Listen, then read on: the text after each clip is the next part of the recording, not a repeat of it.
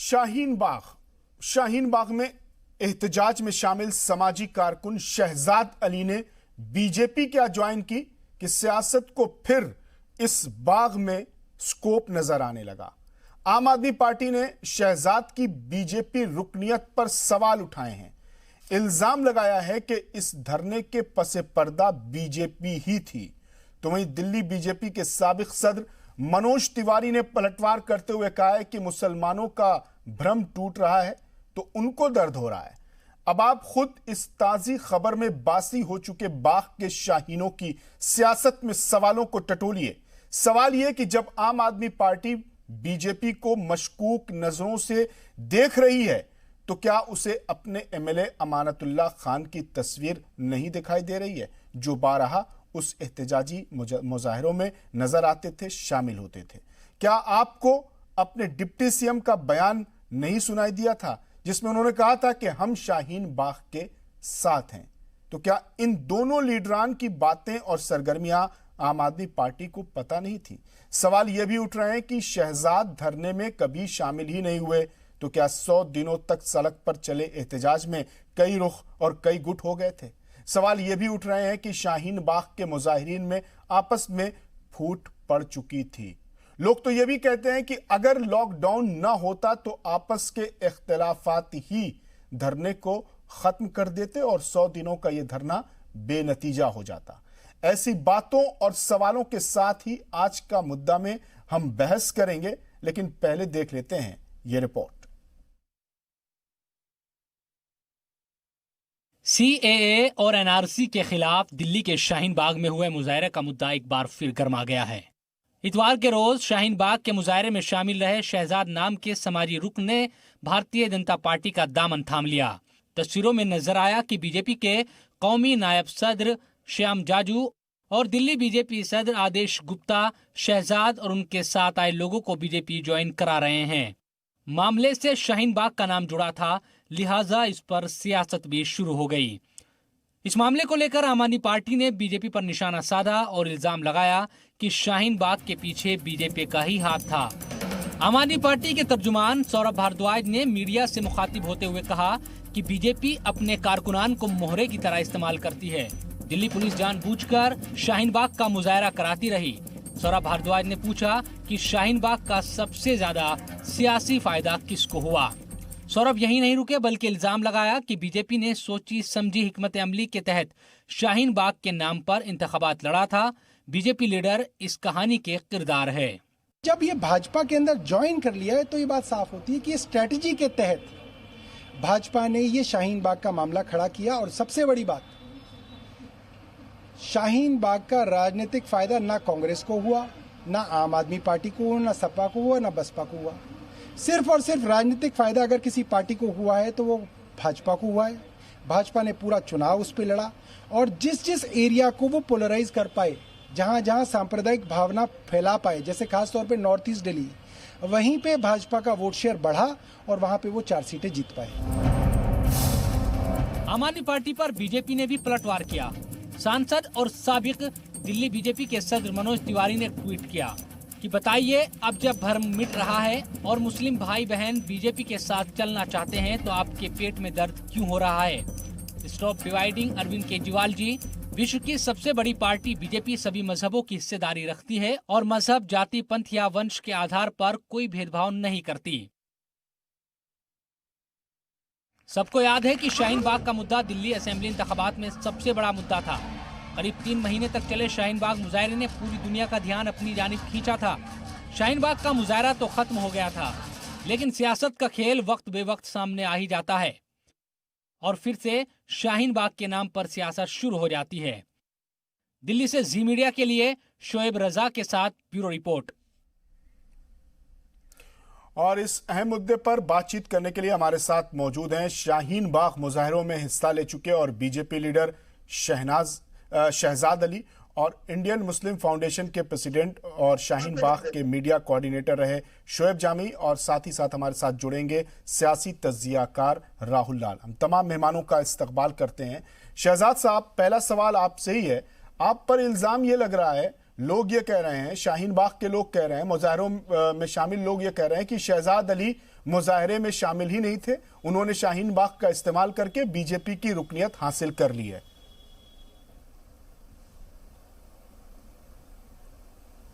देखिए सर, मेरे कहने से या किसी के कहने से कुछ नहीं होता। जो चीज़ें रिकॉर्डेड हैं वो अपने आप में एक सबूत है कि मैं वहाँ का हिस्सा था या नहीं था। आप सुन पा रहे हैं मुझे? जी हाँ, आपकी आवाज आ रही है। जी जी, हेलो। जी हाँ, आपकी आवाज आ रही है। जी जी, सुन पा रहे हैं? मैं ये बोल रहा हूँ कि कुछ किसी के कहने से, मेरे कहने से कुछ नहीं होता। मैं वहाँ का उस प्रोटेस्ट का हिस्सा रहा हूँ या नहीं रहा हूँ, वो रिकॉर्डेड है, सब लोग जानते हैं, तो वो अपने आप में एक सबूत है। ठीक है, हमारे साथ शोएब जामई साहब भी मौजूद हैं। शोएब साहब, शहजाद अली ने एक मुस्बत कदम उठाते हुए बीजेपी ज्वाइन की और ये कहा कि हम बीजेपी के साथ मिलकर अपने मसाइल को हल कर सकते हैं, अपनी बातें पहुंचा सकते हैं, एक बातचीत के लिए एक पुल की तामीर कर रहे हैं, वो उनका ये कहना है। देखिए, शहजाद अली साहब के इंडिविजुअल हैं और इस देश में, इस लोकतंत्र में सबको आज़ादी है कि वो किस पार्टी के साथ जुड़ना चाहे। मुझे बिल्कुल भी एतराज़ नहीं है कि वो भारतीय जनता पार्टी ज्वाइन किए हैं या कोई कांग्रेस ज्वाइन करता है या कोई आम आदमी पार्टी, बिल्कुल भी मुझे इख्तिलाफ नहीं है। लेकिन कुछ हकायक हैं जो शाहीन बाग से जोड़ा जा रहा है इस पूरे मामले को। मैं आपको एक बात बताना चाहता हूँ जिससे तमाम लोग देख रहे हैं, दर्शक, उनको समझने में बड़ी आसानी होगी कि मुझे याद है कि 22 दिसंबर 16 दिसंबर से ये सारी चीजें शुरू हुई थी। रॉ बहुत अनऑर्गेनाइज तरीके से चल रहा था।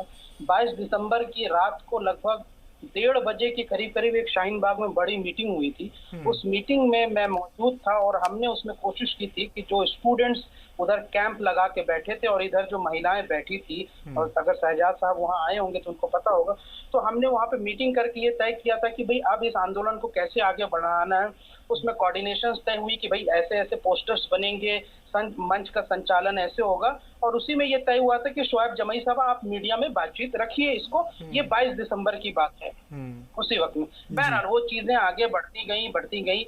जहां तक मैं समझता हूं कि शाहीन बाग आंदोलन में 2 ऐसे बड़े ग्रुप बने थे जो मंच का संचालन और तमाम चीजें की जिम्मेदारियां संभाल रहे थे, और वो 2 ग्रुप थे। एक आशू खान जी का ग्रुप था जिसमें कुछ लोग थे जो मंच के संचालन और सारे इंतजामात में लगे रहते थे, और दूसरा ग्रुप था जिसमें सोनू वारसी और शोएब जमई का ग्रुप था, जिसमें हम लोग जो है, हम दोनों ही ग्रुप के लोग लगातार शाहीन बाग में 40 फुटे में एक कैफे है, उस रेस्टोरेंट में बैठ करके रोजाना की मीटिंग होती थी और तमाम चीजें तय होती थी। हमारी टीम जो है, शाहीन बाग की टीम, हम दादी के साथ, तीनों दादियों के साथ जो है, हम लोग केरला का दौरा किए। हमने दादियों को लेकर के कलकत्ता का हमने सफर किया, और कलकत्ता में शाहीन बाग का ये वहाँ पे एक कार्यक्रम था जिसमें 2.5 लाख से ज्यादा लोग जुड़े थे, जिसमें दादी और शोएब जमई ने दोनों ने वहाँ इतनी बड़ी तादाद को हमने संबोधित किया, और वो पूरे देशव्यापी तौर पर चल रहा था। जब ये सुप्रीम कोर्ट का मामला आया, हेगड़े साहब जब इंटरलोकुटर बना गए, तो उसमें हमारी टीम बिल्कुल एक्टिव रह करके काम कर रही थी। लेकिन उस पूरे मामले में मैंने शहजाद अली साहब को उसमें कोई ऐसी इन्वॉल्वमेंट देखी नहीं। उसके बाद जब वो सुप्रीम कोर्ट का मामला खत्म होने पर था तो एक टीम बनी, उसका नाम है शाहीन बाग राष्ट्रीय आंदोलन समिति। उस शाहीन बाग राष्ट्रीय आंदोलन समिति में देश के जैसे कल्याण बाग, मुंबई बाग, अहमदाबाद, पटना और तमाम जगह से लोग जो एक्टिविस्ट थे उसको जोड़ करके एक टीम बनाई गई पूरे राष्ट्रव्यापी स्तर पर।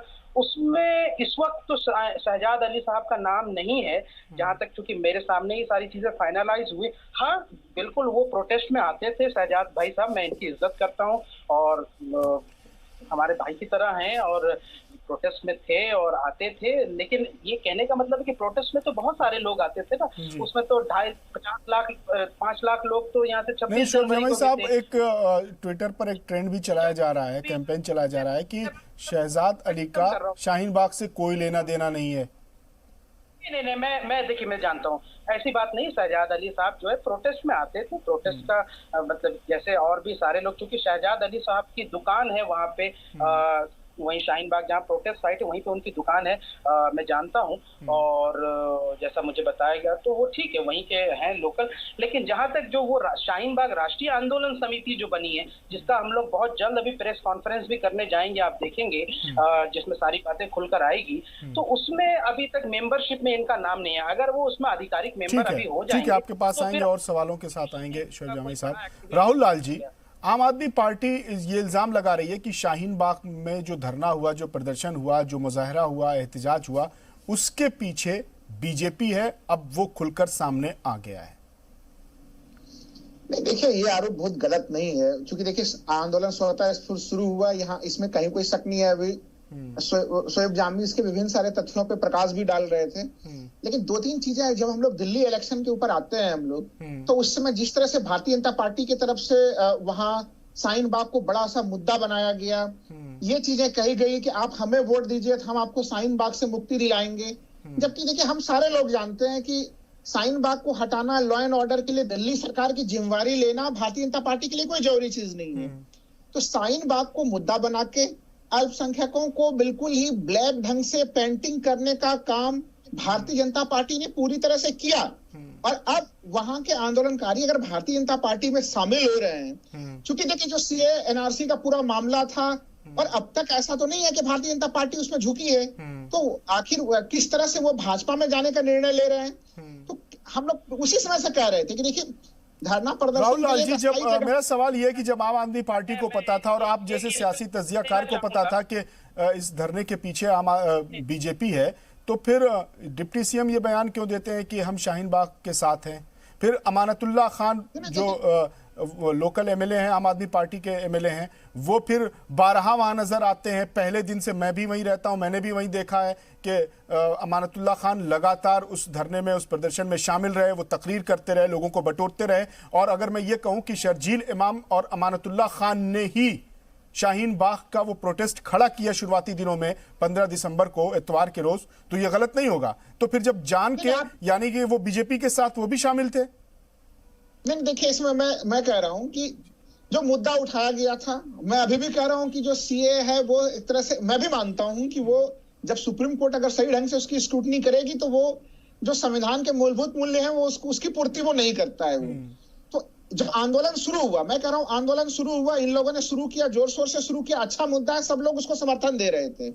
लेकिन आप देखेंगे कि जब दिल्ली का चुनाव का समय आता है, चुनाव के बाद की भी हम लोग जब स्थितियां देखते हैं, यही इल्जाम तो राहुल लाल जी, यही इल्जाम दिल्ली चुनाव को लेकर, यही इल्जाम तो आम आदमी पार्टी पे लग रहा है कि आम आदमी पार्टी ने भी इसको खूब हवा दी, वहां पर मेहनत की। आएंगे राहुल लाल जी, आपके पास आएंगे।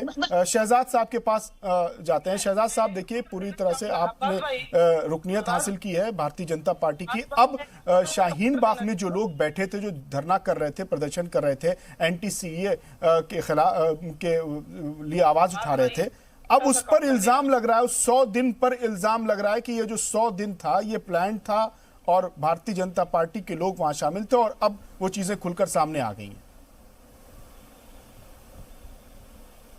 देखिए सर, मैं ये आपको बता देना चाहता हूं, जो अभी शोएब जामई मेरे भाई बात कर रहे थे, सबसे पहला सवाल तो मेरा शोएब जामई से ही है कि इनको किसने वहां पे ऑफिशियली मीडिया कोऑर्डिनेटर अपॉइंट किया है? क्योंकि ये जो प्रोटेस्ट चल रहा था ये अनऑर्गेनाइज था, इसका कोई लीडर नहीं था। हमने कभी भी कोई बात इस तरह की नहीं की कि हम इसके यहाँ ऑर्गेनाइजर हैं, हम एक हिस्सा रहे हैं उसके, और हमने वहां पे कन्विंस करने का ही काम किया है। ये शोएब जामई कैसे अपने आप को ये वहाँ का कोऑर्डिनेटर बताते हैं और आके अपना चेहरा चमकाते हैं। मैंने इनको एक बार भीड़ में भी पकड़ा था और टोका था कि ये बेहतर बात नहीं कि आप यहाँ पे आके और अपनी राजनीति निखारने की, अपने चेहरा चमकाने का काम कर रहे हैं। ये गलत बात है, आप दोबारा इस तरह का काम करेंगे तो बेहतर नहीं है। दूसरी बात, ये जो आम आदमी पार्टी है और कांग्रेस है, इन लोगों ने तो लोगों को सबसे ज्यादा यहाँ पे गुमराह किया है। जो लोग जैसे ही डायलॉग करने की पोजीशन में आते थे, जो बेचारे शरीफ लोग हैं जिनका मकसद सिर्फ ये था कि मोदी जी से या जो भारतीय जनता पार्टी है उसका कोई नुमाइंदा यहाँ पे आए, हम उनसे बात करें, अपनी बात रखें और बात रख के इस मसले का, इसका समाधान निकले। ये उनका मकसद था। उनका मकसद ये नहीं था कि किसी तरह से किसी को परेशान करना उनका मकसद था, लेकिन इन लोगों ने कभी नहीं होने दिया। ये आम आदमी पार्टी के लोग वहां पे इन्वॉल्व थे, कांग्रेस पार्टी के लोग वहां पे इन्वॉल्व थे। इन्होंने जैसे ही कोई भी नुमाइंदा आता था फौरन वहां पे एक माहौल जो है ना वो झगड़े का एक माहौल क्रिएट कर दिया जाता था। मैंने भी कई बार वहां पे बात रखी है, आपका ही चैनल है जी टीवी, जो सुधीर भाई आए थे, मैंने बात रखने की कोशिश की थी कि कोई भी नुमाइंदा सरकार का आए, यहाँ की जो जनता है वही चाहती कि आके कन्विंस करें, हमें समझाएं, हम लोग उठ जाएंगे। उनका सवाल ये था, और आज भी यही बात हुई है। कल हमने जब ज्वाइन किया है, हमने ओपन ऑफिशियली ज्वाइन किया है, अपनी मर्जी से ज्वाइन किया है, तो हमने यही बात रखी है कि कल को कोई भी बात है तो उस पर हम बैठेंगे और बात करेंगे सरकार से। जो हमारे देश के वजीर आजम हैं नरेंद्र भाई मोदी जी, हम उनसे कंधे से कंधा मिला के चलने के लिए तैयार हैं। वो अगर हमें सपोर्ट करते हैं तो क्यों उनके साथ में हम नहीं चलेंगे? बिल्कुल चलेंगे अगर वो हमें सपोर्ट करते हैं। आज हमारे विधानसभा, दिल्ली की 70 विधानसभा, मैं जिस विधानसभा से आता हूं, ओखला विधानसभा, उसकी आप बात कर लीजिए। सड़कें यहां पे नहीं है, पानी की परेशानी यहां पे है, सड़कें रोड पे कूड़ा यहां पे पड़ा हुआ, बेसिक काम नहीं हो पा रहे हैं यहां पे। तो ये लोग क्या, दिल्ली के केजरीवाल चीफ मिनिस्टर हैं, क्या उनकी जिम्मेदारी नहीं थी यहां आके लोगों को समझाएं? ठीक है, आप सुन पा रहे हैं? जी बिल्कुल, मेरी बात मैं बोल रहा हूं, सुन रहे हैं संजीदगी के साथ। शोएब जमाई साहब, शहजाद अली साहब ने कई सवाल उठाए हैं, अपना चेहरा चमका रहे थे। इन्होंने कभी भी कोई बात ये कोशिश नहीं की है कि समाधान रास्ता निकले। हर आदमी वहां अपना चेहरा चमका रहा था, चाहे वो भीम आर्मी का निकला नहीं। 100 दिन तक धरना चला, एहतजाज चला। शोएब जमाई साहब, शहजाद अली साहब ने यह सवाल उठाया है कि वहां पर कोई ग्रुप नहीं था, कोई फाउंडेशन नहीं थी, कोई तंजीम नहीं थी, कोई पार्टी नहीं थी। जब भी बात होती थी तो कहा जाता था कि ये तमाम लोगों की तरफ से एहतजाज किया जा रहा है। और जब वजीर दाखिला से बातचीत के लिए जब बात तय हुई, वक्त तय हुआ, तो 5000 लोग एक साथ जाने को तैयार हो गए। एक भीड़ हो गई कि यहाँ कोई एक नुमाइंदा नहीं। तो शहजाद अली साहब, पहला सवाल जो उठा रहे हैं उसका जवाब मैं जानना चाहता हूं कि आपको वहां का मीडिया कोऑर्डिनेटर किसने बना दिया और कैसे डिक्लेयर हो गया कि आप मीडिया कोऑर्डिनेटर हैं?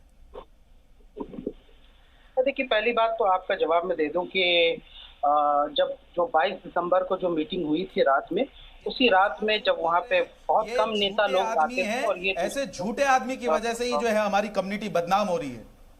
जी भैया, आप अपने वक्त में बात करें, आपने बात कर ली है ना। हाँ शहजाद साहब, आऊंगा आपके पास, फिर आप जवाब दीजिए।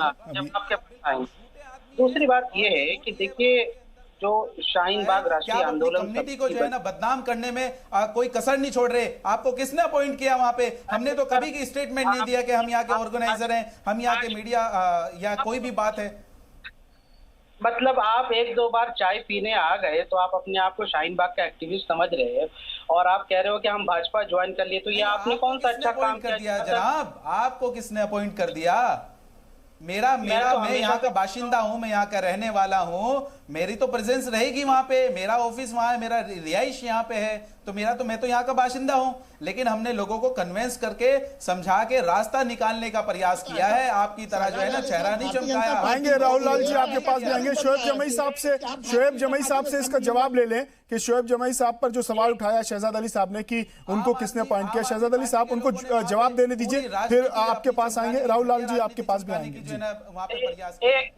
मिनट। अरे भाई देखिए ना, डिबेट का कोई तरीका नहीं। तो पहली बात तो ये है कि जहां तक रास्ता निकालने की बात थी, तो मेरी 2 बार मुलाकात केंद्रीय कानून मंत्री रविशंकर प्रसाद से हुई थी। एक बार इंडिया टीवी के प्रोग्राम में हुई थी और एक बार बाद में हुई थी किसी और कॉन्क्लेव में। तो उन्होंने बाद में दोबारा भी मुलाकात जब की रविशंकर प्रसाद जी ने, तो उन्होंने कहा कि इस सवाल का जवाब शहजाद भाई अभी आपकी बारी आएगी, तब आप अपने नजरिए को पेश करिएगा। अभी इनको आपने जो सवाल किया उसका जवाब देने दीजिए इनको, शोएब जमाई साहब को। तो फिर हमने जो वहाँ पे शाहीन आपा थी और फिर दादियां थी, फिर हमने उनसे मशवरा करके हमने ये कहा मंत्री जी हम नहीं आएंगे, हमारी टीम यहाँ नहीं आएगी, बल्कि हम ये चाह रहे हैं कि शाहीन बाग की महिलाएं चाह रही हैं कि आपकी सरकार का नुमाइंदा जो है शाहीन बाग आए और वहां आकर के मंच में खुले तौर पर बात हुई। ये दोनों बार हमने मंत्री जी से कहा और यह ऑन एयर भी हुआ, कई सारे टीवी चैनल ने दिखाया भी यही बात।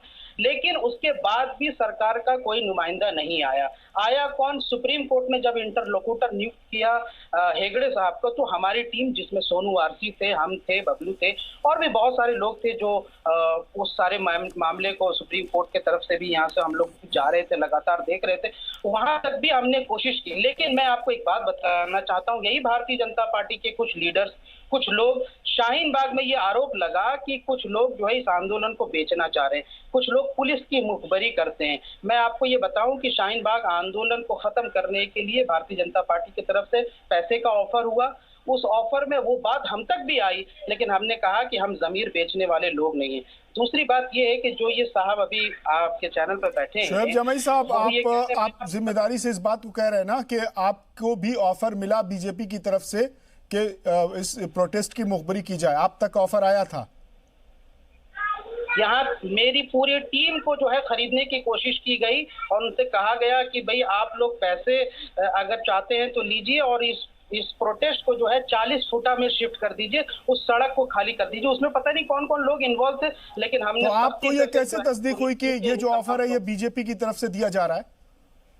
हाँ, ये बात हमें गांधी फाउंडेशन की तरफ से पता चली थी, जिसमें एक रात को मीटिंग हुई थी 11 बजे और फिर ये हमने उसको नकार दिया सिरे से। और ये बात बाद में दादियों को भी बताई गई और जो टीम हमारे साथ शाहीन बाग की कलकत्ता गई थी और केरला गई थी, उसको पूरा इस मामले का पूरा जिक्र है। मुझे नहीं पता, हो सकता है शहजाद अली उसमें शामिल हो या फिर इस तरीके से, मुझे नहीं पता, लेकिन मैं इतना जानता हूं कि उसमें बहुत सारे ऐसे लोग थे जो बीजेपी की तरफ से खेल रहे थे या फिर पुलिस की मुखबरी कर रहे थे। अगर ऐसे लोग, गुंजा कपूर भी आई थी, गुंजा कपूर अगर 2 दिन रह के बिरयानी खा के गई है तो वो क्या शाहीन बाग की एक्टिविस्ट हो जाएगी? ऐसी कोई बात नहीं है। लेकिन मेरी शुभकामनाएं, जो भाजपा में जाना चाहते हैं जाए, उनका स्वागत है, वो अपनी राजनीति करें, उससे कोई मतलब नहीं। लेकिन शाहीन बाग आंदोलन कभी खत्म ही नहीं हुआ। अगर ये चाहते हैं कि इस शहजाद अली को सामने रख के बीजेपी कह रही कि भाई एनआरसी और सीए पे मुसलमानों की नाराजगी खत्म हो गई या आंदोलन खत्म हो गया, ये समझौता, ये बहुत गलत बात है। हम बहुत जल्द एक प्रेस कॉन्फ्रेंस करके इस सबको क्लैरिफाई करेंगे। शाहीन बाग आंदोलन दादियों की तरफ से मैं बता रहा हूं कि सिर्फ कोरोना की वजह से स्थगित हुआ है, खत्म कभी भी नहीं हुआ है। दोबारा से चीजें जरूरत पड़ेगी तो वहां भी शुरुआत की जाएगी। और दूसरी बात कि ये आंदोलन तो एक सोच है जो खत्म नहीं हो सकती है। शहजाद अली क्या, मैं तो कहता हूँ 50 लोग, कुछ वॉलंटियर्स भी हमारे अगर चले जाएं भारतीय जनता पार्टी में। शोएब जमई साहब, लोग कह रहे हैं कि अगर कोरोना नहीं होता, लॉकडाउन नहीं होता, तो तहरीक में एंटी सीए जो तहरीक थी उसमें इतनी फूट पड़ चुकी थी कि आखिरी दिनों में शाहीन बाग के जिस पंडाल में प्रोटेस्ट हो रहा था वहां पर गिने चुने लोग मौजूद थे और उसमें भी इतने रुख हो गए थे, इतने नजरिए हो गए थे, इतने गुट हो गए थे कि फिर उसको संभालना मुश्किल हो गया था। आपस में ही शाम में आपस में इख्तिलाफात हो जाते थे, लड़ाई मारपीट की नौबत आ जाती थी। इस पर बात करेंगे। एक वक्त हो गया एक मुख्तसर से वक्फे का, वक्फे के बाद लौटेंगे। राहुल लाल जी भी बहुत देर से खामोश हैं, वो कुछ कहना चाह रहे हैं, उनसे भी बात करेंगे और अभी हमारी चर्चा जारी रहेगी।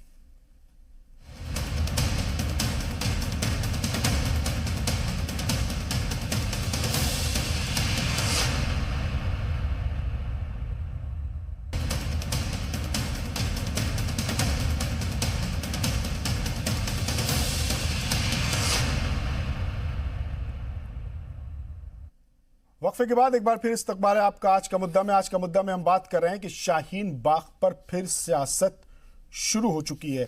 इस पर बात करने के लिए हमारे साथ बहुत खास मेहमानों का पैनल मौजूद है। राहुल लाल जी, आपसे सवाल है, जब तक धरने हो रहे थे, जब तक मुजाहरे हो रहे थे, एहतजाज हो रहा था, उस वक्त तक बीजेपी ये इल्जाम लगा रही थी कि इस धरने में कांग्रेस और आम आदमी पार्टी का हाथ है, वो इस धरने को हवा दे रहे हैं, भरपूर सपोर्ट कर रहे हैं। और अब आम आदमी पार्टी ये इल्जाम लगा रही है कि इस धरने के पीछे बीजेपी थी। कुछ समझ में नहीं आ रहा है। नहीं, देखिए अब्बास साहब, आंदोलन स्वतः स्फूर्त शुरू हुआ था, इसमें कोई शक नहीं है। आंदोलन एक बड़े उद्देश्य के कारण शुरू हुआ, वो उद्देश्य अभी भी पूरा नहीं हुआ है। अब यहाँ पे सवाल तो ये उठता है ना कि जो स्थिति थी आंदोलन के समय, अभी भी वही स्थिति है। तब फिर एक आंदोलन में शामिल व्यक्ति भारतीय जनता पार्टी में क्यों शामिल हो रहा है? तो इसका मतलब तो कुछ, चूंकि सरकार ने ऐसा नहीं कि कोई रवैया कोई नरम किया है, अभी भी जो संवैधानिक स्थितियां हैं वो बिल्कुल वही हैं। बार बार कहा जा रहा है कि भाई फंडामेंटल राइट्स जो है कि देश के लोगों के लिए होता है, देश से बाहर के लोगों के लिए नहीं होता है। जबकि मैंने बार बार कहा है कि हमारे जो आर्टिकल 14 है वो देश के भीतर बाहर, यानी कि जो भारत में घोषित तौर पर नागरिक है और जो नागरिक नहीं है उन सबों के ऊपर लागू होता है। तो वो संवैधानिक स्थितियां अभी भी बनी हुई हैं। तो ऐसे समय में आखिर क्या स्थिति है कि वहां से कोई आंदोलनकारी अब भारतीय जनता पार्टी को ही सपोर्ट कर रहा है? क्योंकि इस पूरे आंदोलन में जो मुख्य मांग की जा रही थी वो मांग भारतीय जनता पार्टी से वो मांग थी। देखिए, सीए एनआरसी में इसमें राज्य सरकार की लेकिन जो भूमिका उस नहीं। आंदोलन में शामिल थे राहुल लाल जी, शहजाद अली वो मौजूद है जिन्होंने कल बीजेपी ज्वाइन की है, उनका ये कहना है कि मुजाहरे करके, सड़क जाम करके, लोगों से को परेशान करके अगर मुतालबा करें, उससे बेहतर ये है कि सरकार के साथ मिलकर बैठकर उसके साथ होकर अपने मसाइल रखें तो हल निकल सकता है। नहीं देखिए, ये बात अगर अभी कही जा रही है तो फिर ये बात 2 महीना पहले भी कही जा सकती थी। देखिए हमें समझना होगा कहां से शक पैदा होता है। थोड़ा सा खाली आप हमें 2 मिनट का समय दीजिएगा। शक पैदा कहां से हो रहा है? शक पैदा होता है जब दिल्ली विधानसभा के चुनाव हो रहे थे, भारतीय जनता पार्टी के नेता जिस तरह से जहरीले भड़काऊ बयान दे रहे थे। चुनाव के बाद भी जब दिल्ली के दंगे हुए, दंगे कहां हो रहे हैं? पूर्वी दिल्ली में हो रहे हैं। दंगे के आरोप किसके ऊपर लगाए जा रहे हैं? बार बार किसको चिन्हित किया जा रहा है? चिन्हित किया जा रहा है शाहीन बाग का। जबकि शाहीन बाग का आंदोलन और दंगा दोनों बिल्कुल 2 अलग अलग चीजें हैं। उसको जानबूझ के भारतीय जनता पार्टी जोड़ रही थी। क्यों जोड़ रही थी? उनको एक तरह से अल्पसंख्यकों को वो अलग अलग कैसे हो सकते राहुल लाल जी? वो तो एंटी सीए प्रोटेस्ट वहां भी शुरू हो गया, चांदबाग में भी शुरू हो गया, उसके बाद फिर दंगे की नौबत आ गई, तो वो तो मिला हुआ है ना सब कुछ। अब्बास साहब देखिए, शाहीन बाग का प्रोटेस्ट पूर्णतः शांतिपूर्ण रहा। आप तो वहां पे रहे, आपने देखा वहां पे किसी भी रूप में कोई हिंसा नहीं हुई। हम लोगों ने देखा उल्टे, हम लोगों ने ये चीज देखा कि बाहर से उस एरिया में कई बार लोग गए, गोलीबारी हुई, इस तरह की घटनाएं भी देखी हम लोगों ने। तो उस ये शाहीन बाग के आंदोलन ने कम से कम उसने हिंसा का सहारा नहीं लिया। ये बात तो किसी को भी मानना पड़ेगा। दूसरे हिस्से में अलग अलग जगहों पे क्या स्थितियां रही, तो दिल्ली पुलिस अपना लॉ एंड ऑर्डर ना संभाले। आखिर क्यों बार बार गृह मंत्री ये चीज कह रहे थे कि आप हमें वोट दीजिए, शाहीन बाग में करंट लगेगा? क्यों बार बार भारतीय जनता पार्टी की तरफ से जब दिल्ली के इलेक्शन हो रहे थे तब ये दावे किए जा रहे थे कि हमें वोट देंगे तब शाहीन बाग हट जाएगा? जबकि तो शाहीन बाग में भी तो नारे, राहुल लाल जी, शाहीन बाग में भी तो कुछ ऐसी बातें हो रही थी, नारे लग रहे थे, कुछ ऐसे नारे थे जिस पर जो काबिल एतराज थे। जिन्ना वाली आजादी के नारे लगे, जो हिटलर की चाल चलेगा वो हिटलर की मौत मरेगा, इस तरह के नारे लगे शाहीन बाग से। फिर शाहीन बाग में कांग्रेस के लीडर मणिशंकर अय्यर गए, उन्होंने कहा कि जो कुर्बानी देनी होगी हम साथ कुर्बानी देंगे। इधर से भी तो वो बातें हो रही थी। देखिए इधर से जो बातें हुई, देखिए शाहीन बाग का जो आंदोलन था, हम लोग जानते हैं जब कोई आंदोलन चलता है तो उसमें बहुत सारे समूह शामिल होते हैं। ये भी बात मैं मान लेता हूँ। उस समूह के अलग अलग लोग अलग अलग बयान दे सकते हैं, मान भी लिया इसको। लेकिन भारतीय प्लेटफॉर्म तो आप राहुल लाल जी, कुछ समूह के लोग कैसे आकर किसी आंदोलन में, किसी तहरीक में उसको हाईजेक कर लेंगे और उस तरह का बयान दे देंगे और उसका इल्जाम उस तहरीक वालों पर आएगा? ये समझने की बात है ना। सर खाली मैं एक चीज ये कह रहा हूँ जी, आखिर गृह मंत्रालय आपके पास है, सारा सब कुछ आपके पास है, फिर आप जनता को किस बुलावे का नारा दे रहे थे कि आप जब सत्ता में दिल्ली सरकार में आप आएंगे तभी आप उस प्रदर्शन को हटाएंगे या नहीं हटाएंगे? तो ये क्लियर है कि इस चीज से और जो घटना अभी घटी है, अगर उन दोनों को जोड़ के देखते हैं तो ये निष्कर्ष सामान्य आदमी निकालेगा। इसमें कहीं कोई बहुत गंभीर इसमें विश्लेषण की जरूरत है। ऊपर से ये नजर आ रहा है, जहां तक आरोप ये लग रहा है कि आखिर मुख्यमंत्री केजरीवाल वहां क्यों नहीं गए? भाई अब ये दिल्ली सरकार से तो ये मांग हो नहीं रही थी, ये मांग केंद्र सरकार से हो रही थी। केंद्र सरकार को देखना और निपटना था इस मामले में। तो इसलिए इस घटनाक्रम से अब्बास साहब अब ये काफी मजबूत हो गया कि आंदोलन का लंबा चलाना, उसको इलेक्शन तक खींचने की इच्छा कहीं न कहीं भारतीय जनता पार्टी के भीतर भी थी। अलग बात है कि दिल्ली की जो जनता थी, जो काफी उन लोगों ने काफी जब वोटिंग राइट्स का प्रयोग काफी सावधानी से प्रयोग किया और बीजेपी के मंसूबे फेल हो गए। ठीक है सर। जी शोएब जामाई साहब, आप कुछ कहना चाह रहे थे?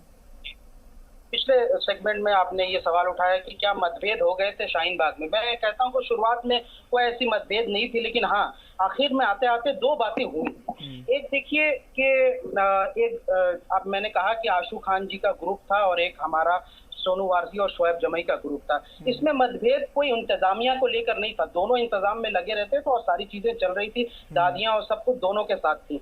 लेकिन यहाँ से मतभेद सिर्फ इस बात का था, हम ये कहते थे कि भाई इसको देशव्यापी लेवल पर बढ़ाना है हमको, और भी दूसरे शहरों में जाकर के हमारी टीम दौरा करके वो करेगी, और उनका ये था कि लोकलाइज इसको ये करना था, बस उसी बात का मतभेद था, दूसरा कोई मतभेद नहीं था।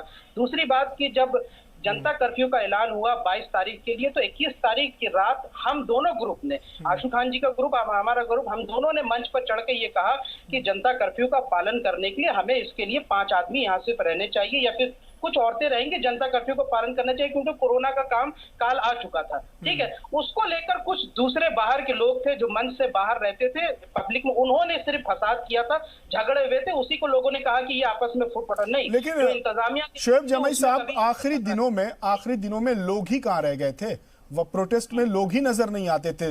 दिल्ली इंतखाबात खत्म हुए, दिल्ली असेंबली इंतखाबात खत्म हुए, उसके बाद लोगों की तादाद धीरे धीरे धीरे कम होती गई। दिल्ली इंतखाबात से पहले वहां पर जो लोगों की भीड़ नजर आती थी, जमे गफीर नजर आता था, और अलग अलग चेहरे, अलग अलग अंदाज, अलग अलग तरीके के लोग वहां नजर आते थे, और अलग अलग तरीके से जो लोग ग्रुप बना बना कर प्रोटेस्ट करते थे 500 मीटर के दायरे में फैलकर, वो सब खत्म हो गया था।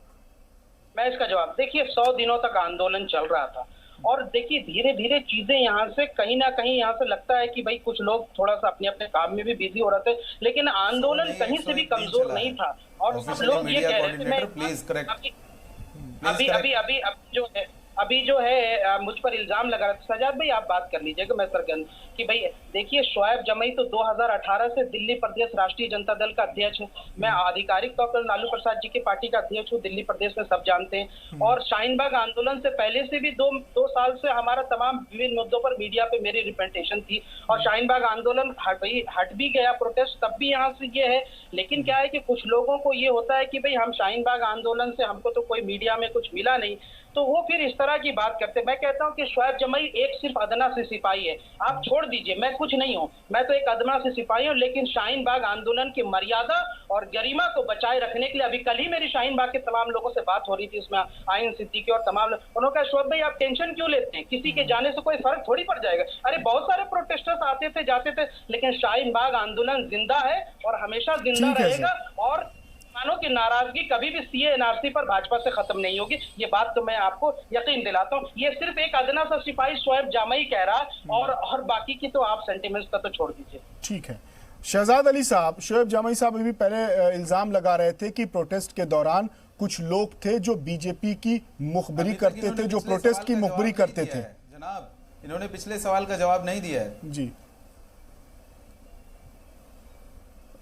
नहीं, उन्होंने तो बता दिया कि सवाल का अभी तक जवाब नहीं दिया कि इनको ऑफिशियली मीडिया कोऑर्डिनेटर किसने अपॉइंट किया है। ये तो फेसलेस मूवमेंट था, यहाँ कोई ऑर्गेनाइजर था ही नहीं, किसी भी चीज का ऑर्गेनाइजर नहीं था, ये रैंडम मूवमेंट चल रहा था। लोग अपने जज्बात से यहाँ पे जुड़े हुए थे, उन लोगों को अनकंफर्टेबल फील हो रहा था, उनको लोगों ने कन्विंस करने की बजाय उन पे राजनीति अपनी सीखी है, अपने घटिया राजनीति करी है हर आदमी ने वहां पे, आम आदमी पार्टी हो, कांग्रेस हो या शोएब जमई हो। शोएब जमई ने भी अपनी राजनीति वहां पे निखारी है, लोगों को समझाने का कम काम किया है, अपनी राजनीति ज्यादा निखारी है। वहां पे आते थे बंठन के और अपना बात करके चले गए, ये काम किया इन लोगों ने, वहां पे समझाने का काम कम किया है, हमने समझाने का काम किया है। इसलिए हमें जरूरत नहीं थी किसी भी टीम में या किसी भी ग्रुप में जाने की, हमें क्या जरूरत है, हमारा कोई लालच ही नहीं था किसी ग्रुप में जाने का, ना किसी तरह का कोई लालच था। इन लोगों का अपना हित था, अपना लालच था, इसलिए ये लोग जो है ना अभी बात करने में बौखला रहे और ये जवाब नहीं दे पा रहे। लेकिन शहजाद अली साहब, शोएब जामई कह रहे हैं कि वो एक प्रोटेस्टर थे, वो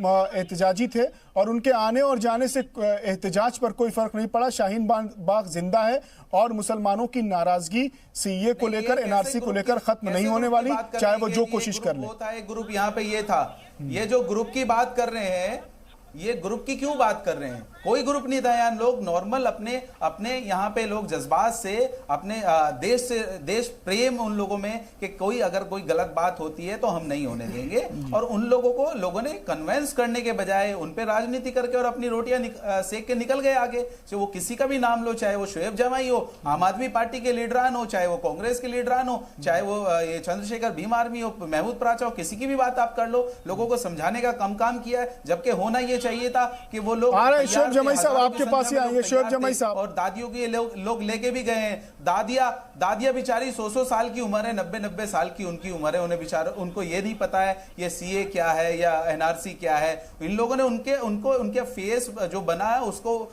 इस्तेमाल करके इन लोगों ने जो है ना अपनी राजनीति निखारी है। जबकि होना ये चाहिए था कि जो सरकार के और यहाँ के लोगों के बीच में डायलॉग होना चाहिए था, उस पर हमें मेहनत करनी चाहिए थी, इस मसले का हल निकालना चाहिए था। और यही बात हमने कल ज्वाइन करके, भारतीय जनता पार्टी में ज्वाइन करके, जो हमारे राष्ट्रीय उपाध्यक्ष हैं श्याम जाजू जी और जो दिल्ली के अध्यक्ष हैं आदेश गुप्ता जी, हमने ये बात वहां रखी है कि अगर सीए पे कोई भी किसी की भी कोई चिंता है, कोई भी विचार है तो बात करेंगे, बैठ के बात करेंगे। और वजीर आजम जो हमारे देश के प्रधानमंत्री है नरेंद्र भाई मोदी जी, अगर वो हमें सपोर्ट करते हैं, कंधे से कंधा मिला के हम चलने के लिए तैयार हैं उनके साथ में।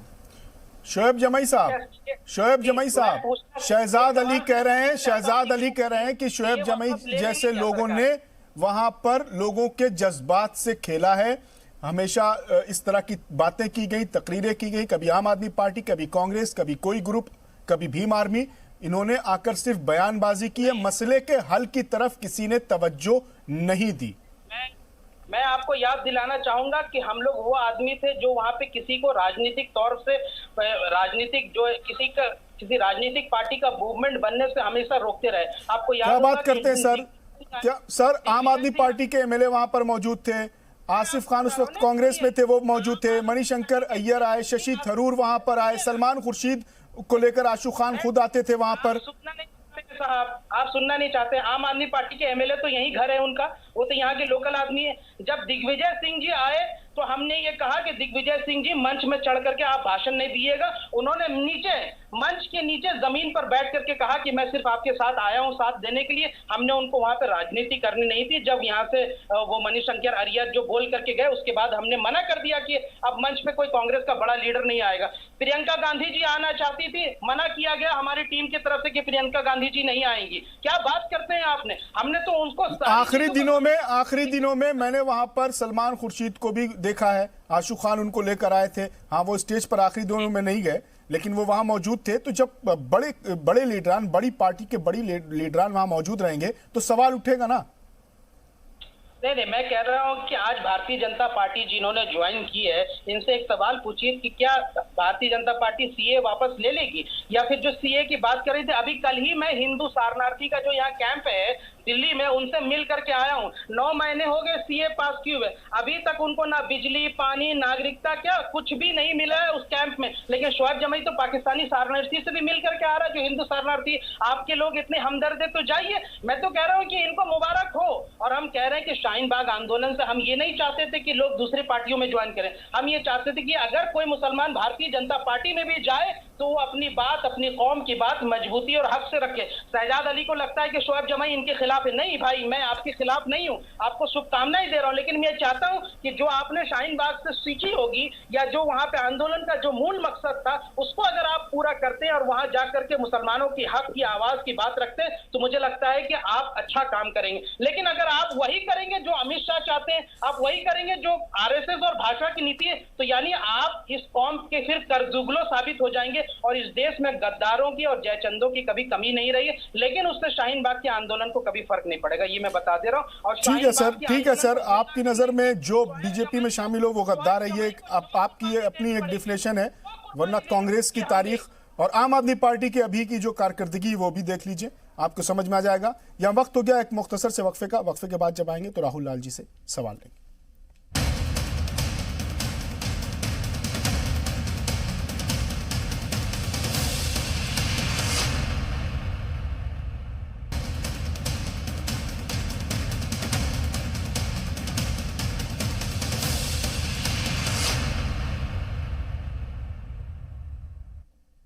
वक्फे के बाद एक बार फिर आपका इस्तकबाल आज का मुद्दा में हम बात कर रहे हैं कि शाहीन बाग पर फिर अचानक से सियासत क्यों शुरू हो गई है। इस पर बात करने के लिए हमारे साथ बहुत खास मेहमानों का पैनल मौजूद है। राहुल लाल जी, मेरा सवाल बार बार यही है कि आज आम आदमी पार्टी के लीडरान के ट्वीट की छड़ियां लग गई, एक के बाद एक ट्वीट आने लगे। जब तक ये आंदोलन चल रहा था, जब तक ये तहरीक चल रही थी, तब तक तो इजहारे मोहब्बत किया जा रहा था, तब तक तो इजहारे हिमायत की जा रही थी, इस मुजाहरे की, इस आंदोलन की हिमायत की जा रही थी। और डिप्टी सीएम ये कहते थे कि हम इस तहरीक के साथ खड़े हैं, हम शाहीन बाग वालों के साथ खड़े हैं।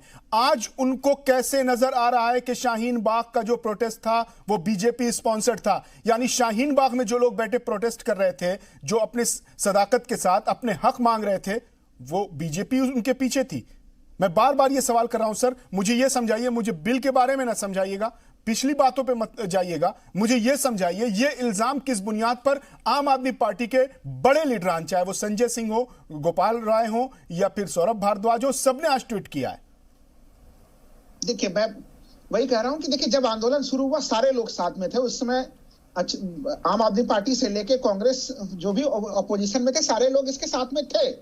लेकिन अब देखिए सवाल कहां से उठता है, जब घटनाक्रम आगे बढ़ता है तब पीछे से चीजें दिखती है कि दिल्ली के इलेक्शंस के दरमियान का जो घटनाक्रम घटता है, इलेक्शन से आप एक सप्ताह पहले, ज्यादा पहले भी जाने की जरूरत नहीं है अब्बास साहब, उस समय से भाजपा की स्थिति और जो भाजपा की तरफ से जो बयान आए वहीं से शक की सुई पैदा हो गई थी। अब ये बताइए, आप तो शाहीन बाग में रह रहे हैं, शाहीन बाग में जिस सड़क को जाम किया गया था उस सड़क से के बाद कितना ज्यादा विस्तार जो है कि नोएडा तक में जो है कि अलग अलग सड़कों को बंद कर दिया गया था। सुप्रीम कोर्ट की तरफ से जो टीम आई उसने भी कहा कि उतने सारे सड़कों को जाम करने की जरूरत नहीं है। तो जनता को बार बार एक तो इस आंदोलन के माध्यम से जनता को यह दर्शाने का प्रयास हो रहा था कि जनता को कितनी दुश्वारियां हो रही है, पहली चीज ये। दूसरी चीज की जो मैंने बोला कि इसको दंगों से जोड़ा जा रहा था, आप कह रहे हैं कि दंगों से जुड़ ही रहा है। देखिए अभी भी जब ये मामला हाईकोर्ट में चल रहा है, दिल्ली हाईकोर्ट में इसकी जो सुनवाई हो रही है, वहां पे कई बार जजेस को ये कहना पड़ा कि जो दिल्ली दंगे के जो पीड़ित थे वो हिंदू और मुस्लिम दोनों पीड़ित थे, लेकिन हिंदू पीड़ितों के मामले में तो बहुत तेजी से कार्रवाई हो रही है, लेकिन दंगे से कनेक्शन, एंटी सीए प्रोटेस्ट से तो दंगों के कनेक्शन जुड़ेंगे ना सर? दंगा तो वहीं से शुरू हुआ ना, जब चांद बाग में भी प्रोटेस्ट शुरू हो गया और मेट्रो के नीचे लोगों ने जाम कर दिया सड़क, उसके बाद से ही दंगा शुरू हुआ ना सर? नहीं, दंगा वहां से शुरू हुआ, लेकिन हम लोग कपिल मिश्रा के बयान को क्यों भूल जा रहे हैं अब्बास साहब? देखिए उस समय का घटना, तो कपिल मिश्रा बयान देंगे, कपिल मिश्रा बयान देंगे जब इधर से बयान आएंगे, जब इधर से कांग्रेस, आम आदमी पार्टी, भीम आर्मी के लोग आकर उस मंच पर बैठ खड़े होंगे और इस तरह के बयान देंगे, तो बीजेपी की तरफ से उसका रिएक्शन नहीं आएगा? नहीं, एक चीज बताइए, आप सत्ता में हैं, आपके पास तमाम जो है कि एजेंसियां क्या कर रही हैं आपकी, आप कम से कम दिल्ली में जब काम कर रहे हैं, गृह मंत्रालय आपके पास है, खुफिया एजेंसियां आपके पास है, फिर कैसे जो है कि जब देश में जो है कि इतने बड़े से जो है कि वीआईपी मूवमेंट हो रहा है, उस समय आप आंदोलन का आपको भनक नहीं लगा? उल्टे भारतीय जनता पार्टी के प्रतिनिधि दंगा भड़काने में लगे हुए थे, जो लोग प्रदर्शन कर रहे थे उनसे वो भिड़ंत कर रहे थे, वो धमकी दे रहे थे वो। और हम लोगों ने वो वीडियो देखा था अब्बास साहब कि किस तरह से दिल्ली पुलिस के वरीय अधिकारी के सामने में कपिल मिश्रा धमकी दे रहे थे। तो सर अब ठीक है सर, तो अब मेरा सवाल आपसे यह है कि जब आपको ये लगा, हम किसी के बयान की हिमायत नहीं करते, चाहे वो कपिल मिश्रा ने दिया हो, चाहे वो शाहीन बाग के प्रोटेस्ट प्लेस से बयान दिए गए हो, हम किसी की हिमायत नहीं करते, तरदीद करते हैं, उसकी मजम्मत करते हैं। जब आपको ये लगा कि इस प्रोटेस्ट के पीछे बीजेपी है, तो आम आदमी पार्टी के लीडरान वहां क्यों मौजूद थे? वहां लोकल एमएलए अमानतुल्लाह खान लगातार मौजूद रहते थे, डिप्टी सीएम फिर ये बयान क्यों देते हैं? फिर वो फौरन बयान देते कि नहीं भाई, शाहीन बाग का प्रोटेस्ट अब दूसरी सिमत में चला गया है, इस तरह का कोई बयान आया ही नहीं। नहीं, देखिए चीजें तो तब समझ में आती है ना अब्बास साहब, जब घटनाक्रम बीत चुका होता है, जब हम लोग अब सारे घटनाओं को जोड़ रहे हैं कि किस तरह से वहां के प्रदर्शन सर ये चीजें आम आदमी को, सर ये चीजें आम आदमी को घटनाक्रम बीत जाने के बाद समझ में आना चाहिए। जो सरकार होती है, सरकार में बैठे जो लोग होते हैं, सरकार में जो वुज़रा होते हैं, जो सरकार चला रहे होते हैं, उनको तो ताजा तरीन हालात से पल पल की जानकारी रहती है, वो वाकिफ रहते हैं सर। मैं खाली अब्बास साहब ये कह रहा हूं कि देखिए अभी आप देखिए कि दिल्ली सरकार ने वकीलों का एक पैनल नियुक्त किया, उसके ऊपर एलजी ने जो कि वीटो प्रयोग कर दिया। आपको क्यों, आपकी इच्छा है कि वकील बिल्कुल आप ही के पसंद क्यों? तटस्थ वकील लगाइए, जांच मिलता है उन लोगों को।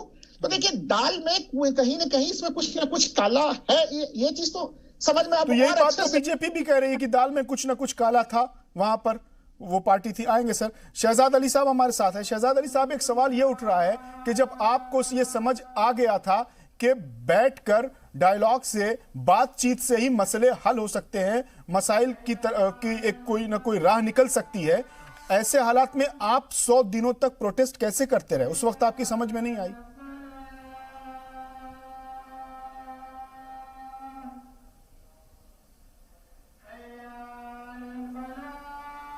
शहजाद साहब, आपको आवाज आ रही क्या?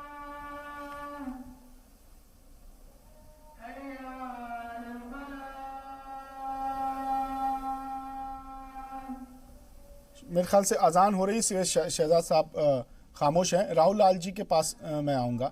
राहुल लाल जी, हम जो लगातार ये बात कर रहे हैं कि आज जो ये सियासत पैदा हुई है, आज जो आरोप प्रत्यारोप इल्ज़ामात के तीर चलाए गए हैं, ये उस वक्त क्यों नहीं समझ में आए थे सर?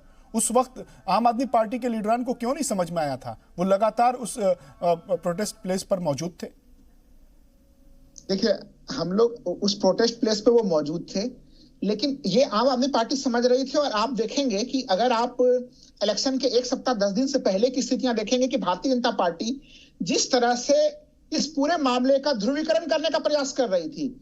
दिल्ली में उन्होंने क्या तमाम तरह के स्टेटमेंट बयान दिए। परवेश वर्मा की स्थितियों को देखिए, उस समय दिल्ली चुनाव के बीच में तो इतने भड़काऊ बयान दिए जा रहे थे कि हम लोग तो अपने घरों में बच्चों तक को टीवी देखने के लिए मना कर रहे थे कि भाई इतने जहरीले बयान दिए जा रहे हैं। खुद यहां तक कि जहरीले बयानों के ऊपर उस समय दिल्ली हाईकोर्ट के जज ने भी कहा कि आप इन सबों के ऊपर एफआईआर दर्ज कीजिए, लेकिन बाद में उस जज का ही तबादला कर दिया गया है। तो पूरे मामले को जब हम लोग देखते हैं कि देखिए भारतीय जनता पार्टी के पास स्थिति यह है अब्बास साहब की आज भी हम लोग देख रहे हैं कि देश की अर्थव्यवस्था बिल्कुल, अभी आरबीआई ने कहा है कि हमारा आर्थिक जो ग्रोथ रेट है वो -16% होने जा रहा है। तमाम देश मुसीबतों में घिरा हुआ है, लेकिन इनको इसी तरह के मुद्दे पे ये पोलराइजेशन ये मुद्दा तो अभी आम आदमी पार्टी ने अपने बयान जारी करके इसको एक शाहीन बाग में प्रोटेस्ट में शामिल एक सामाजिक कारकुन अगर शामिल होता है तो उस पर तो सियासत पैदा आम आदमी पार्टी ने की है। शहजाद अली साहब के पास जाते हैं। शहजाद साहब, आपको आवाज आ रही है मेरी?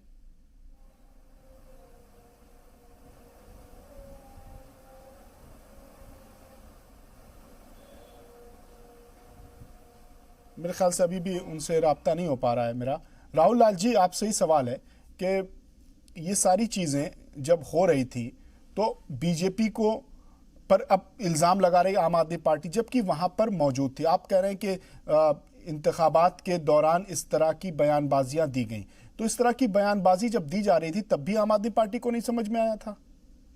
तब भी आज भी वहाँ के जो लोकल एमएलए उस शाहीन बाग को ही मुद्दा बनाकर उन्होंने असेंबली का इंतखाब लड़ा है। देखिए, शाहीन बाग का मुद्दा का समर्थन तो अभी भी कौन नहीं करेगा, क्योंकि वो समस्या सॉल्व नहीं हुआ है। शाहीन बाग का मुद्दा भी सही था, शाहीन बाग का प्रदर्शन भी सही था, लेकिन हम लोग जानते हैं भारत में क्या होता है कि जो इस तरह के प्रदर्शन होते हैं उसका राजनीतिक प्रयोग शुरू हो जाता है। इसमें हम लोगों ने देखा, अब साहब हम लोग जानते हैं कि दिल्ली पुलिस और पूरा दिल्ली का लॉ एंड ऑर्डर गृह मंत्रालय संभालते हैं। गृह मंत्रालय अगर चाह लेता कि नहीं इसको हम लोग नवंबर की शुरुआत में इसको कहीं और जगह शिफ्ट करना, तो शिफ्ट हो जाता है। वो वार्ता के लिए तमाम तरह की चीजें कही गई। हम कह रहे हैं अभी जब वहां के प्रतिनिधि उठ के जो है कि भाजपा में शामिल हो जा रहे हैं, तब उसी समय वो भारतीय जनता पार्टी और इस मामले के लिए वो समझाने का प्रयास करते हैं, उनको प्रतिनिधि को वहां पर लाने का प्रयास करते हैं। ठीक है सर, वही सवाल उसी का जवाब लेने की कोशिश कर रहे हैं शहजाद अली साहब से। शहजाद अली साहब, आपको आवाज आ रही है मेरी?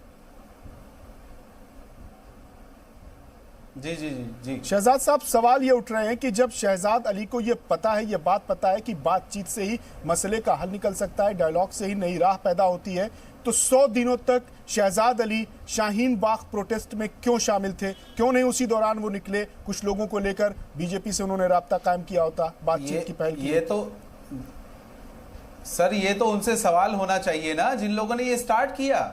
आम आदमी पार्टी के जो एमएलए जो क्रेडिट ले रहे हैं, जिन लोगों ने ये स्टार्ट किया है, या जो दिगर और नाम है, मुझे नाम याद नहीं है, जिन लोगों ने ये स्टार्ट किया, ये तो उनसे बात होनी चाहिए कि वो स्टार्ट करके और पॉलिटिकल माइलेज लेके और साइडलाइन हो गए। ये सवाल तो उनसे होना चाहिए।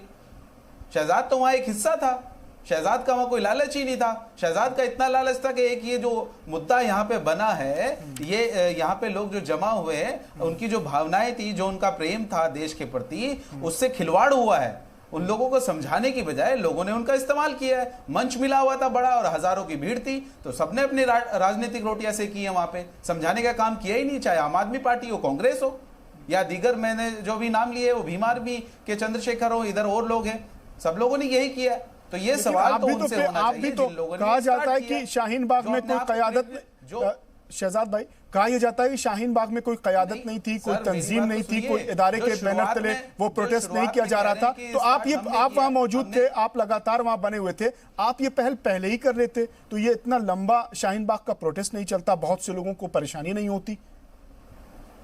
ये जो पॉलिटिकल पार्टी है वहां पे इन्वॉल्व थी, आम आदमी पार्टी ये और आपका कांग्रेस पार्टी, ये लोग होने देते तब ना। इन लोगों ने तो वहां पे हमेशा माहौल खराब करने की कोशिश की। वहां की जो आवाम थी, जो वहां की महिलाएं, जिनका ये प्रोटेस्ट था, जिनकी कुर्बानी वहां पे गई है, बच्चों के वहां पे जो है ना वो डेथ हो गई है, वो लोग बेचारे तैयार थे कि किसी तरह से बात हो और बात करके मसले का हल हो। बिल्कुल तैयार थे, हजारों की संख्या में तैयार थे। जैसे ही वो लोग आगे बढ़ने की बात होती थी, ये लोग जो है ना अपनी राजनीति, गंदी राजनीति का शिकार उनको बना कर वो फिर उसको गुमराह कर देते, वहीं फिर रुक जाती थी बात।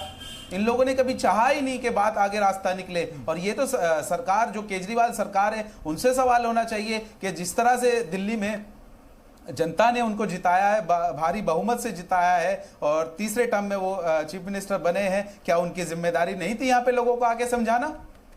शहजाद भाई, आप वहां पर लगातार बने रहे प्रोटेस्ट प्लेस पे, मैंने भी कई बार आपको देखा, आपसे मुलाकात भी हुई।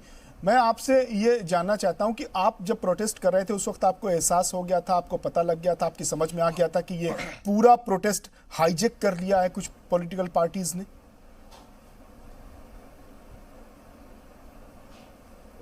देखिए सर, मैं बार बार यही बोल रहा हूं कि ये आम आदमी पार्टी के वहां पे जो लोग थे, जो भी वहां पे अपनी राजनीतिक रोटियां सेक रहे थे, ये सवाल उनसे होना चाहिए कि वो लोग स्टार्ट करके इस प्रोटेस्ट को और साइडलाइन हो गए। ठीक है शहजाद भाई, वक्त बहुत जिम्मेदारी थी कि हम प्रोटेस्ट के हमारा खत्म हो रहा है, के साथ तो हम हैं, शहजाद भाई के साथ तो हम हैं। ठीक है, हमने उस टाइम भी यही बात, ठीक है, वक्त खत्म हो रहा है। एक आखिरी सवाल बहुत कम अल्फाज में आपसे उसका जवाब जानना चाहूंगा। यही बात रखी, ठीक है, भारतीय जनता पार्टी ज्वाइन करके हमने बात रखी, जो राष्ट्रीय उपाध्यक्ष हैं श्याम जाजू जी, उनसे हमने अपनी बात रखी, जो दिल्ली के प्रदेश अध्यक्ष हैं आदेश गुप्ता जी, और जो वहां पे मीडिया प्रभारी अशोक गोयल जी से मौजूदा उनके। ठीक है, ठीक है शहजाद भाई, आपसे एक आखिरी सवाल है, वक्त खत्म हो रहा है। शहजाद भाई, अब आपने बीजेपी ज्वाइन कर ली है।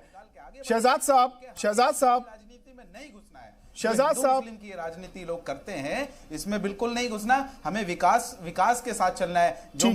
शहजाद साहब, हमारा वक्त खत्म हो रहा है। एक आखिरी सवाल आपसे करना चाह रहा हूं। शहजाद साहब, एक आखिरी सवाल आपसे करना चाह रहा हूं। 70 सालों से जो मुसलमान कम्युनिटी है वो वोट देती है कांग्रेस को, और दुश्मन हमारी बीजेपी है।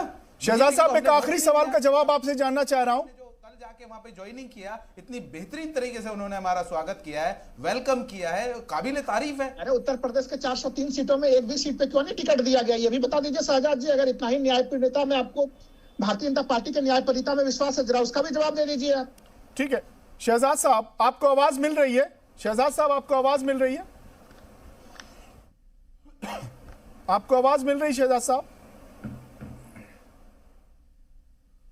मेरे ख्याल से उनसे राब्ता नहीं हो पा रहा है। हमारा वक्त भी ख़त्म हुआ और शहजाद साहब से एक आखिरी सवाल था, वो रह गया कि उनकी अब पार्टी ज्वाइन करने के बाद, बीजेपी ज्वाइन करने के बाद उनकी हिकमत अमली क्या होगी, वो किन मसाइल के साथ पार्टी के अंदर अपनी क़यादत को आगे बढ़ाएंगे, अपनी मौजूदगी दर्ज कराएंगे, और साथ ही साथ उनको एक राष्ट्रीय उलमा काउंसिल में ओहदे से भी नवाजा गया, उसकी भी मुबारकबाद देना था।